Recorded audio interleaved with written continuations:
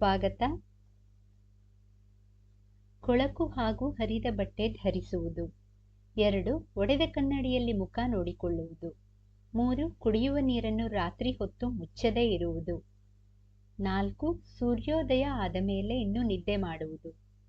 5. ನಿಮ್ಮ ಹಲ್ಲನ್ನು ನೀವೇ ಕಚ್ಚುವುದು. 6. ಸ್ನಾನ ಮಾಡದೇ ಇರುವುದು. 7. ಅಡಿಗೆ ಮನೆಯ ಹತ್ತಿರ ಮೂತ್ರ ಮಾಡುವುದು. 8. ಯಾವಾಗಲೂ ಬೇರೆಯವರ ಹತ್ತಿರ ಏನಾದರೂ ತೆಗೆದುಕೊಳ್ಳುವುದು. ಪ್ರತಿ ಸಲ ಹಾಗೆ ಮಾಡಿದರೂ ಕೂಡ ಮನೆಯಲ್ಲಿ ದರಿದ್ರ ಹಾಗೂ ಬಡತನ ಬರುತ್ತದೆ. ಹೊತ್ತು ಮುಳುಗಿದ ಮೇಲೆ ಮನೆಯನ್ನು ಕತ್ತಲಾಗಿ ಇಡುವುದು. ದೇವರ ಮನೆಯಲ್ಲಿ ದೇವರ ದೀಪ ಹಚ್ಚದೇ ಇರುವುದು. ಮುರಿದ ಬಾಚಣಿಕೆಯಿಂದ ತಲೆ ಬಾಚುವುದು. ಮನೆಯ ಮುಂದೆ ಚಪ್ಪಲಿ ಬೋರಲು ಹಾಕಿ ಹಾಗೇ ಬಿಡುವುದು. ಕಾಲ ಮೇಲೆ ಕಾಲು ಹಾಕಿ ಕೂತು ಅಲುಗಾಡಿಸುವುದು. ಮನೆಗೆ ನೆಂಟರು ಬರುತ್ತಾರೆ ಎಂದು ತಿಳಿದರೆ ಬೇಸರ ಮಾಡಿಕೊಳ್ಳುವುದು.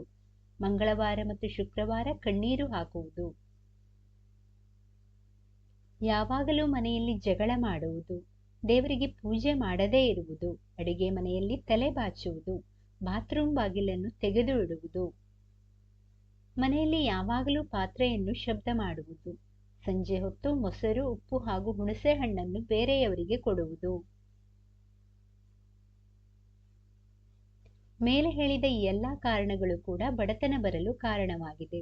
ಮರೆಯದೆ ಈ ತಪ್ಪುಗಳನ್ನು ಮಾಡದಿರಲು ಅಭ್ಯಾಸ ಮಾಡಿಕೊಳ್ಳಿ.